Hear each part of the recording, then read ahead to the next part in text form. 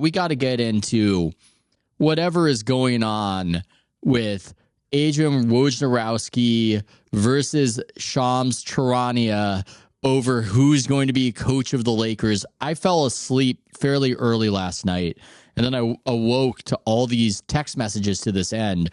First of all, I didn't even know that so much of the JJ Redick as Lakers coach narrative was propelled by Shams. I didn't know that. It's kind of reached this point for me where the news breaking happens and I've detached from whatever the source was. Mm-hmm. I just knew it was out there. I knew people were talking about it. I knew that it was an interesting story because he does this podcast, JJ Redick does, with LeBron James where they sip wine and stroke their chins and talk about how great basketball is in a fancy way and make Spike, the aforementioned minding the game. Yeah, yes, absolutely, man. This is a big win for fans of Mind the Game podcast. So congrats to that contingent. Or it was until Adrian Wojnarowski stomps in and says the Lakers are preparing a massive contract offer for UConn coach Dan Hurley to be coach of the Lakers. And I suppose in his reporting, there were these subtle digs at Shams. And what do you make of it? I didn't even know. I didn't know that this was part of a reporter proxy war until this whole thing happened. And now that's part of it. And yes, just go. Dan Hurley to the Lakers. JJ Redick calling the NBA Finals as this job is potentially wrenched away from him. Yeah. Go. Well, it's bittersweet news because on the one hand, all of this has been very entertaining. I'd love it basically anytime everyone gets the story wrong. On the other hand, it does mean that JJ Redick stays in the media to continue driving me crazy with his reign of terror indefinitely. So I don't know.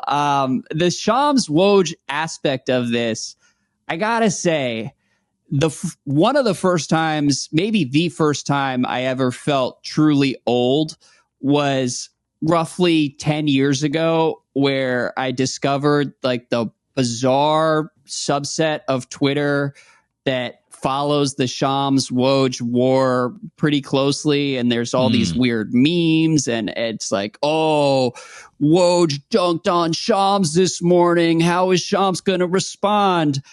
I truly don't care about any of that. And I don't understand why people do. But I guess that's an element of the story here.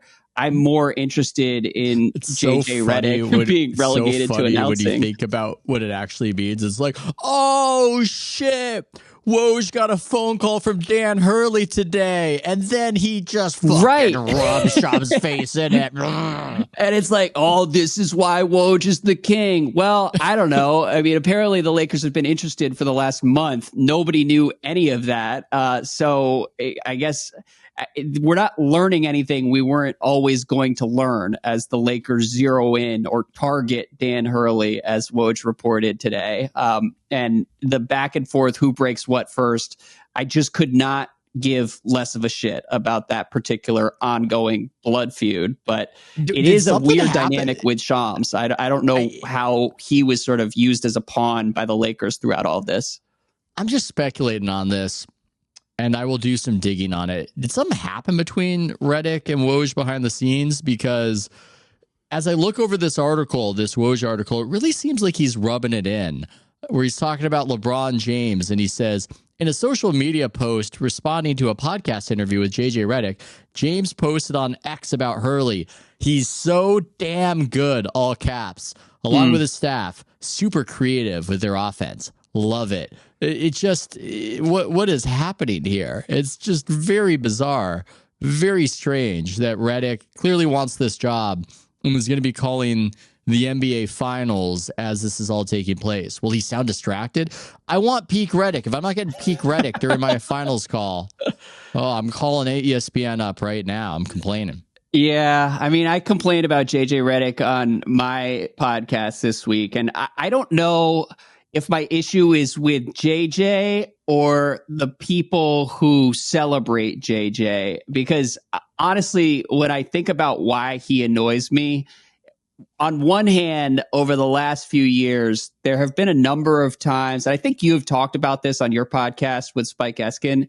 There have been a number of times where JJ has gone on TV at ESPN and he's just been deliberately obstinate and generally speaking, sort of a bad teammate with the people he's on TV with, where he'll adopt the worst faith interpretation of a point someone's making, whether it's Perk or I think a couple years ago, he was on TV with Chris Russo a bunch.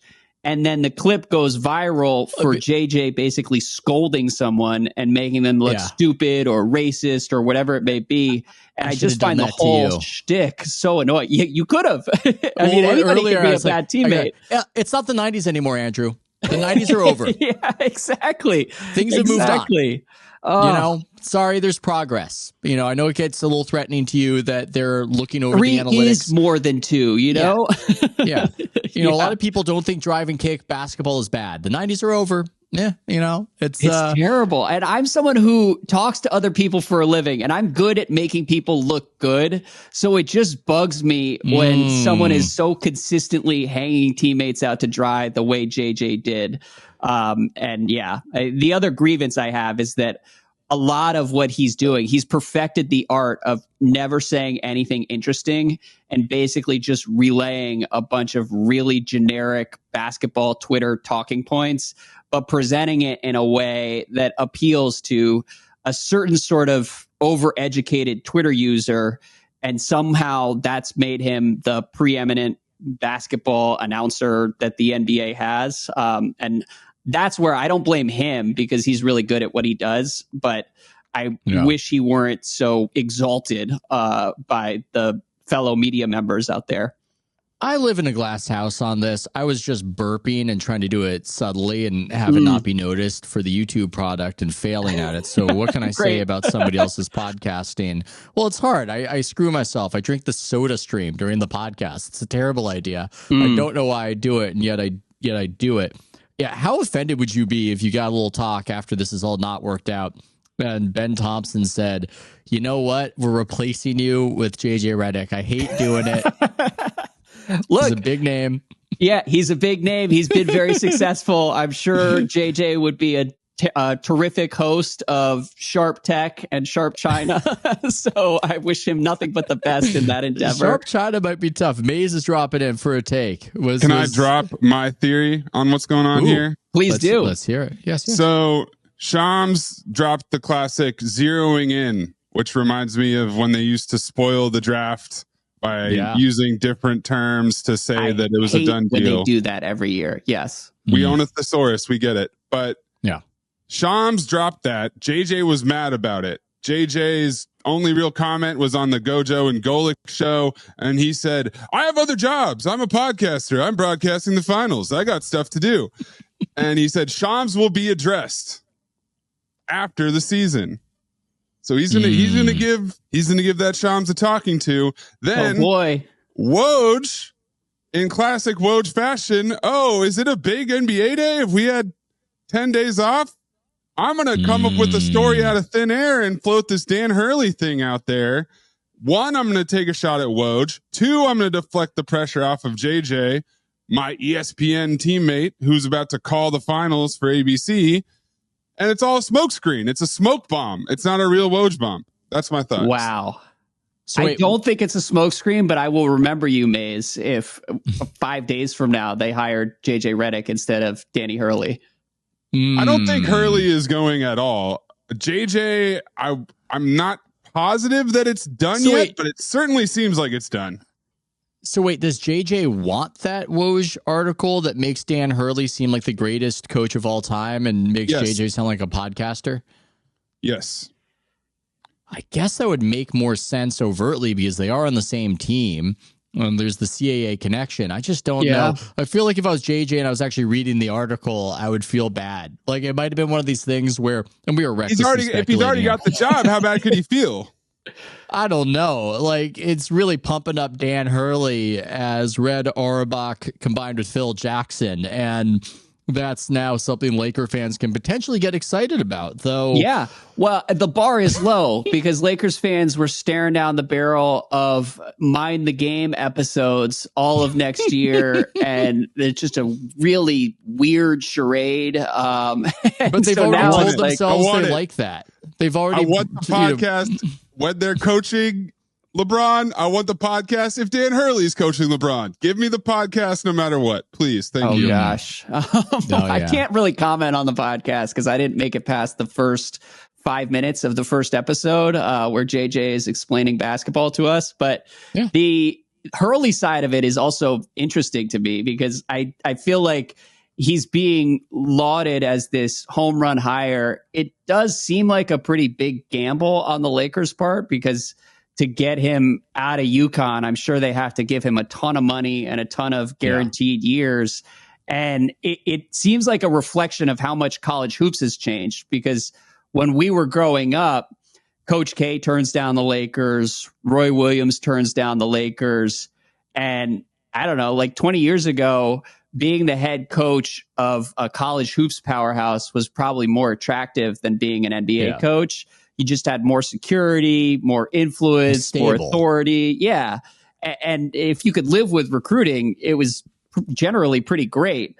And today, I know less about the mechanics of that universe, but it seems like the recruiting just never stops because you have to re-recruit players and keep them from transferring. And there's all kinds of drama with the conferences and money, and UConn's not a football school. So I imagine if they do actually hire Hurley, that'll be a big part of the story here in terms of why he went there.